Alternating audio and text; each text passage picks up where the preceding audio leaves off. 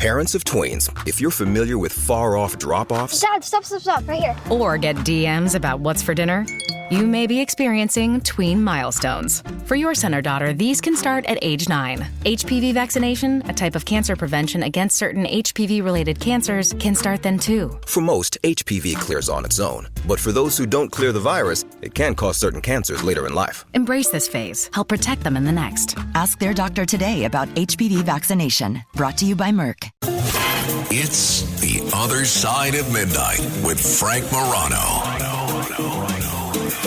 Very, very pleased to be joined in studio by a great New Yorker and a fascinating guy. He's not only a veteran private investigator, he's an author. He's written several books, including From the Detective's Kitchen, Stories and Recipes from a Real Private Eye. He's been a TV personality. He's been a criminal defendant. He's been controversial. I think he's even been a comedian. Yeah. By now, you have probably guessed I am talking about the one and only Vincent Parco, private investigator extraordinaire. Vinny, it's great to see you again. It's been a long time. My pleasure. So, I didn't realize that it's been 3 years since you've been on the show, and shame on me for not having you back sooner. But I think a lot of people only know about private investigators from what they've seen in the movies and don't necessarily have an understanding of what a PI actually does. Talk to folks about your career. What made you choose that path? How'd you get in the business of being a PI? Okay, I used to be a manager of Macy's department store in the Bronx. As I'm walking to work one day, I see a newspaper stand. Says, be a detective for the state of New York. So I took the test. Almost a year later, I get 8 letters from the state that I passed the test for 8 different jobs. Oh. So I took the job with the bingo commission. I was a bingo investigator. It was the best job I ever had. A bingo investigator? Yeah, I didn't even know there was such a thing. Yeah, well, what happened was they merged into racing and wagering. Mm-hmm. So we did that. I did very well with that. Then I got laid off. But because I had a year on the job, I was on a preferred list. I get a call again for 8 more companies. So the Office of Professional Discipline, OPD, calls me, and I go into an interview, and they said, look, you only have 2 years at the time, I only had 2 years of college, but I had 1 year on the job. I had to replace a sergeant he was an alcoholic. They were having trouble with him. So he had to train. It's funny. He was training me. He said, hey, kid, you're taking my job. So then I got promoted. Then I went to the State Board of Medicine, OPC, and I became I was a supervisor there. I was like the chief, and I always got in trouble because I was always too aggressive, especially with doctors, because my bosses were doctors. Mm-hmm. So then after 7 years, I said, you know what? I got my license. I went out and I opened an office in Manhattan with a law firm. I was with a law firm. And the Wall Street Journal did an article about me, a little article, tiny little article. My phones were ringing. I was getting so much work. And now what year was that, ballpark? 80. In 1980. Yeah. And so basically since 1980, you've been sought after as a private investigator since then. Wow. Yeah. That's great. Now, a lot of folks may remember you from your reality television show that aired on Court TV for 2 years, which you did with your daughter, right? From what I remember. My daughter, my wife, my 2 kids were on the show. Yeah, it was Yeah, no, it's fine. It was called Parco PI. What sort of a difference did that make in your life? Was that a great advertisement for your PI business? Fantastic. I got calls from all over the country. Famous, I won't mention names, but I got some famous people hired me. Oh, you're on TV. You got to be the, It's amazing that people think that. I've had so many lawyers be on radio as talk show hosts, and people hire them just because they're on radio, even though, honestly, there are 100 better lawyers than the ones that they're hearing on air. It's what it is. They see you on, I'll give you an example. There's a couple lawyers, I won't mention names, there was a couple lawyers that are really, really bad lawyers. Matter of fact, the guy on the Burufuku case, right. He got disbarred, by the way. Yeah, Dominic Barbara, right? Yeah. He's the worst lawyer in the world, but the people hired him because it was famous. God. Right. He was a regular on the Howard Stern show. Yeah. So people thought, oh, he must be good. He's on radio. I was on the Howard Stern show, and he fought with me. We had an argument on the show. I think I remember that, actually. Yeah. That was a lot of fun. In terms of, so one of the things, I don't want to get into this now just because it's ancient history, and we talked about it a little bit the last time that you were on the show. But, there came a time a few years ago where you ended up getting arrested. Ultimately, you were sentenced to 1 to 3 years in prison. Do you believe that you were targeted because of your either success as a PI or because of your notoriety from the show? I mean, what was the... All of the above. All of the above. Yep. Yeah, but has that hurt you in the PI business? No. I got my license back. I got, I did 1 year. I did that, and then it took me about a year to get paroled and all that stuff. I got my letter of discharge from civil liabilities. Bingo, and I'm back to. When you're in prison as a PI, do the other guys give you a tougher time at all, or you're just like everybody else? They loved me in jail. Really? They loved me. I worked. You look at their cases and stuff. Is that why? I was told by one of the CEOs, don't help them with their appeals.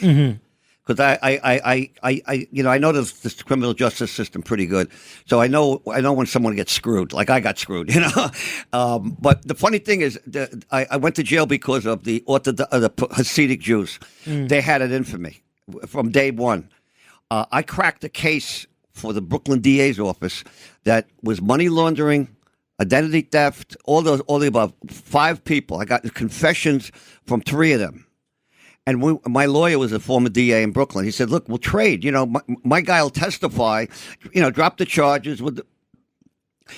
So I got convicted on an E felon, which is the lowest. I had 8 felonies. Those are 10 years each. They didn't want them. They just wanted me. So that's when I knew I was screwed. Wow. But I did good in jail. I tell you why. I worked in the kitchen. And my daughter calls me and says, Dad, you went to French cooking school, you wrote cooking books, and you're working in a prison. But now you've written a lot of books. Yeah. You've written books about the PI business, researching public records, how to get anything on everybody. You've written some novels, some fiction. You've written some other things. Did you ever write kind of a memoir, a life story chronicling your time in prison, the time that led you to prison? I'm waiting. I got an appeal pending. When I win the appeal, then I'm going to go. I have all notes. One of the things I did in jail is you wouldn't believe how they can cook in jail, even without kitchen. Like they just have a microwave and a hot tub and. These guys are unbelievable. Really? So what I did is I collected recipes from all the guys, and that's going to be part of the book. One chapter will be just the recipes. No, I did good. I worked out in the gym, and I was the oldest guy in my dorm, and I was like, they loved me because I was good at everybody. Yeah. No. Well, you're a character. Yeah. At 30 minutes after the hour, this is The Other Side of Midnight. My guest is the one and only Vincent Parco. For folks that have never utilized the services of a PI, which I guess probably is a good thing if they have never had to hire one. But if they've never had to hire one, is being a private investigator in real life like what we see in the movies? Well, in the movies, they exaggerate everything, okay? Otherwise, people wouldn't watch the show. You know? Of course, I get it. Yeah. For example, I have 8 people coming for job. I put an ad in the Craigslist. I need some help. I need people, and I don't need top notch. I need like people to do surveillances and stuff. So what a private eye does mostly is surveillances, matrimonial, conflict of interest. Many times we got corporations call us up and say, listen, I think that my COO is going on with the other company and stuff like that, which is good. That's good. That's right. That's good. Money. I do a lot of financial assets. I find money. We have a way of doing that without subpoenas, without going to court, just finding the money. Backgrounds. We do a ton of backgrounds. Matter of fact, I just opened an office on 35th Street with an old client of mine, only doing backgrounds for corporations. Really? Yeah. Unbelievable. There's a big demand for that. Yeah. The other thing is, we don't do that much infidelity stuff anymore because you got no fault. Well, exactly. I wouldn't think so. But no. I got one woman hired me from France. I mean, she's an American citizen, but she lives in France. She hired me. She knows her husband's cheating on her. She just wants to know what he's doing, where he's going, And these are people with money. So there's always issues. With people with money, there's always issues. Is there more business, not necessarily you, because you have your own clientele and everything, but is there more business in general for a PI these days than there was, say, 20 years ago? Less or about the same? I really can't answer that because things have changed after the pandemic and all this other stuff. Clients that I had are gone. Stuff like that. Now, we did a lot of landlord-tenant work. Matter of fact, we were written up in every the Times called us the lease police. The Post called me the Great Evictor. I remember that. Yeah. Unbelievable. So what happened was we had a niche market. We were going after tenants that were not living in the apartment but subletting. I see. I did over 10,000 of cases like that over a period of years. And I went to court as an expert. We won every case that I testified for because we got information that some other people couldn't get. And then other private eyes would hire us to get that information because, for example, let's say a case costs $1,500.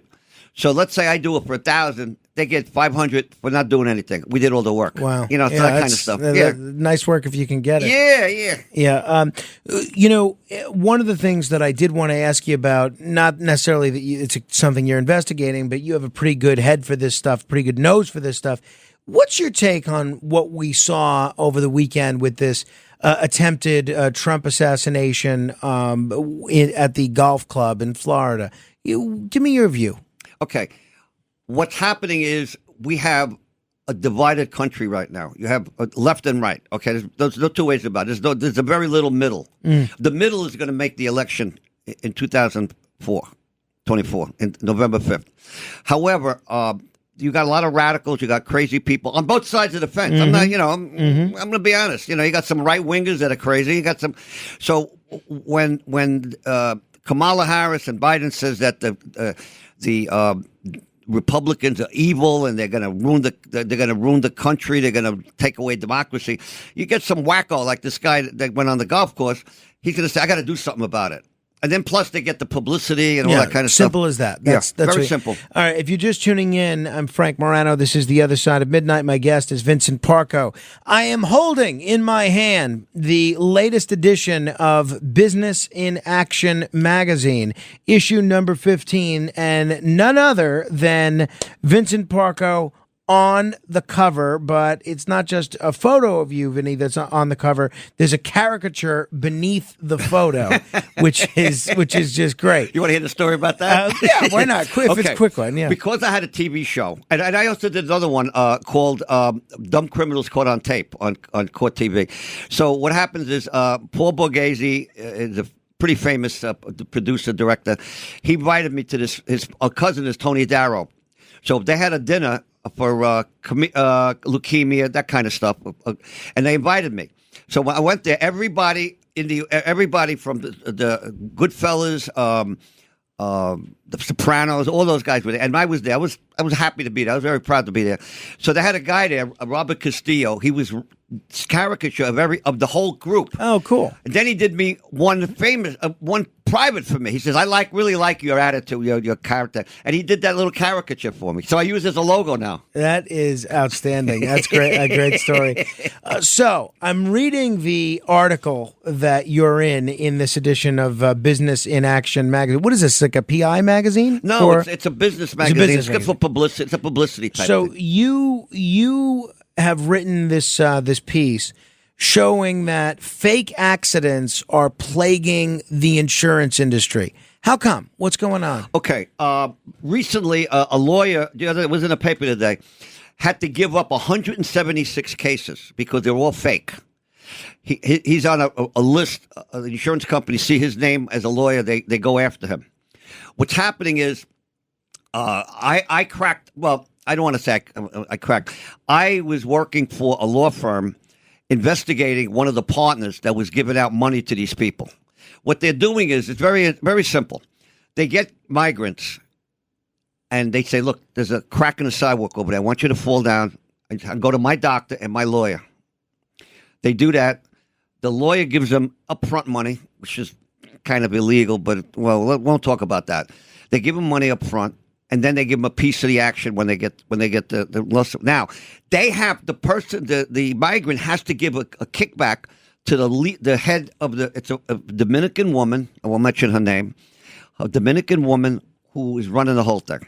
Okay, so what happened was my client's partner who's going to be an ex-partner soon, was paying these people. So I went to every one of those every one of them was a marketing corporation. I went to every one of them. Nobody was there. It was a shell. 10 of them. Wow. Yeah. So I went there, and they're all in bad neighborhoods, Corona, Jackson High, bad neighborhoods. Now, what kind of settlements are we talking about that they would get here? Okay. A normal accident, maybe you sue for $50,000, $60,000, $100,000. But what they're doing is, this is so crazy. They go to their own doctors. And then they say, we know you hurt your shoulder, but you know what? We could do a spinal operation. You get the threshold is $1 million. Once you do an operation, they're looking at $1 million settlement. So the guy says, okay. So they do unnecessary surgery. And I think it's crazy. And then these doctors are risking their license. And by the way, this insurance company, a law firm, is suing about 50 or 60 doctors in New York just for doing that. Morning decisions. A creamy mocha frappuccino drink? A sweet vanilla? Maybe a smooth caramel? Or that white chocolate mocha? Whichever you choose, delicious coffee awaits. Start your day with bottled Starbucks Frappuccino drinks. Pick up a bottle near you wherever you buy your groceries. This episode is brought to you by Netflix. 3 couples, 4 vacations, a lot to unpack. Watch The 4 Seasons, a new series starring comedy favorites Tina Fey, Steve Carell, Will Forte, Coleman Domingo, and more in a hilarious and heartfelt love letter to long-term relationships. Based on the original Alan Alda film. Watch The 4 Seasons, streaming now only on Netflix. Running a business comes with a lot of what-ifs. But luckily, there's a simple answer to them. Shopify. It's the commerce platform behind millions of businesses, including Thrive Cosmetics and Momofuku, and it'll help you with everything you need. From website design and marketing to boosting sales and expanding operations, Shopify can get the job done and make your dream a reality. Turn those what-ifs into... Sign up for your $1 per month trial at shopify.com/special offer. Home means something different to everyone. But with Rocket Mortgage, home can mean even more. It can mean a college education, taming your high-interest debt, even a renovation. We've made it easier than ever to use your home equity. That home you worked so hard for, now it can work hard for you. Call 800-4ROCKET or visit rocket.com to find out more. Rocket Mortgage, LLC. Licensed in all 50 states. NMLSconsumeraccess.org, number 3030. Wow, I would assume so. So is this a newer problem because of the influx of migrants, or is this this has been around, but not as much as now. I think the economy, it's a lot of practice involved, and there are a lot of legitimate accidents. But I'm amazed that a doctor would risk their license to do something like this. What kind of payoff would the doctor be getting in a scheme like that? I don't know specifically, but I know they're getting good money. You got to remember, doctors don't make as much money as they used to. Right. Well, that's for sure. So they're looking to game the system. So they're looking to get over. And they figure, I'm a doctor. By the way, I worked for the medical board before I became a private investigator. I prosecuted so many doctors. Unbelievable. And I also saved a lot of doctors, too. A lot of doctors were just like, the secretary didn't put something on the chart. I used to get those cases I got rid of. I just said, listen, give me a letter. You're sorry. You won't do it again. And that's it. But the ones that, like, I had a pediatrician that was prescribing Demerol for himself under fictitious names. You're kidding. And wow. he's a pediatrician. He's dealing with kids. That is frightening. Absolutely frightening. Although my son's pediatrician was recently in a hit and run accident that he was arrested for. We'll see how that case adjudicates itself. We'll follow that up later. I mentioned at the top of the hour that you have experimented with the world of stand-up comedy. Yeah. Now, that's not necessarily what most people would consider a natural progression. People think, all right, maybe a guy goes from being a cop to being a PI. Maybe a guy goes from being a PI to writing a book about it. I don't know of any other people that go from private investigator to comedian. Tell me how that happened. Okay. We were filming Parco PI, all right? One of my dear friends, he passed away. One of my dear friends says, your birthday's coming up. I said, yeah, June 1st is my birthday.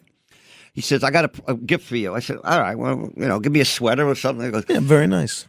no, he says, you're going to do stand-up comedy. I said, what? Now, it takes a lot of balls to get on a stage and make people laugh. So he practiced with me, and I made up my own routine. I did a whole thing about the mafia, a high school for mafia, and a high school for gays, there is a high school for gays in Manhattan, in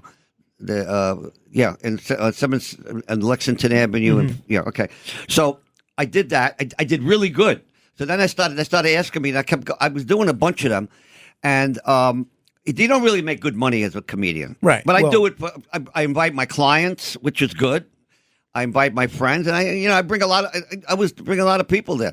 So I did. The last one I did was a few months ago at the Copacabana. So you're still performing regularly? Once in a while when they ask me. I'm too busy to really, like my friend now, he wants me to do Rodney Dangerfield, which is right up the block here, and he said, okay. Now the problem is when you go to a new place, you only get 7 minutes. You have to. Right. I can't even say hello in 7 minutes. Yeah, I know. I mean, so I got to, cut, you got to, but I have a crazy, my thing is kind of crazy, but it's fun. I have a lot of fun doing it. Well, I think that's great. If people want to follow you, Vinny, they want to see what you're up to and follow your goings on, what's the best way to do that? Internet, I guess. I have a website, Vincent Parco Consulting LLC. I'm on Instagram, Vincent Parco PI. So that's probably the best way then. Vincent Parco PI on Instagram, or give me your website again. Vincent Parco Consulting LLC. Gotcha. All right. And what are you up to next? It always seems like there's something next for you. You mentioned your appeal on the criminal case. Yeah. But what else? What else can people look forward to? We just got hired by a South African production company. They have shows on A&E, Fox. They're a well-known company. They like the idea. I have a friend who I did a show for the TLC and called How to Be a Private Eye. And the guy who won was Joe McBratney. His father was Jim McBratney, who got killed by John Gotti. I interviewed his brother recently, actually, on the Racket Report podcast that I do. Really an interesting guy, no doubt about it. Yeah. So he did something for them, and then they called and says, "Hey, we have an idea. How about a private eye show called Miami Spies?" And me and him did a what they call a deck. We did a little interview. And they liked the chemistry between us. And they put together I haven't seen it yet because now they're shopping it. The problem is A&E, Fox, and Bravo, they're not looking for anything new. Mm-hmm. So we have to, they're going a different way, I'm thinking about going back to my old show. Now it's called True TV. Right. But it's still Court TV. Vinny Politano's got the... Yeah, it's on mostly the internet, right? Or is there a new Court TV? There's so many channels I can't even I know. It's great. Now, Vinny Politano had me on his show many times because there was a woman that tried to have a husband... I don't know if you remember this. Tried to have her husband killed. And she hired a hitman who was a cop, undercover cop. And when she got arrested, she says, "No, I'm doing a reality show." So he asked my opinion. I said, "Wait a minute. First of all, you got to have a production company. You got to have a contract." I mean, she got convicted, obviously. Attempted murder, whatever you want to call it. But I like being in front of a camera. I tried being behind a camera. No good. I tried to do direct my own. I did 3 episodes of a reality show of my own. Cost me, I lost money with it. But now we're good. We have a production company that's doing everything. Good. That's called Miami Spies. But yeah, we'll keep an eye on for that. But they might change the name. You never know with them. You don't know. Well, we'll keep an eye out for that. You got to keep us posted on that. Before I let you go, Vinny, I know what an accomplished cook you are. You talked about your cooking book. You talked about how you were already an accomplished cook before you honed your cooking skills by going to prison.